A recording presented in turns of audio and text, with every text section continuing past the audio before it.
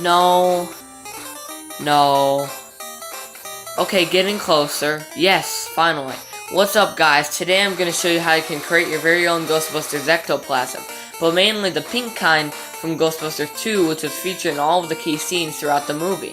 Fun fact, did you know that the Statue of Liberty was controlled by an NES Advantage? Yeah, Nintendo controlled America. Anyways, let's get started. The main materials you need for this build, first of all, you'll need the food dye and all of the other materials such as hand soap, contact solution, and some Elmer's glue. The food dye will change the color, of course, and the rest is just essentials. After mixing, you should get some kind of substance like this, and you can tell if lime or not. Thank you so much, guys, for watching, and I hope this video is helpful, and I hope your slime will turn out great.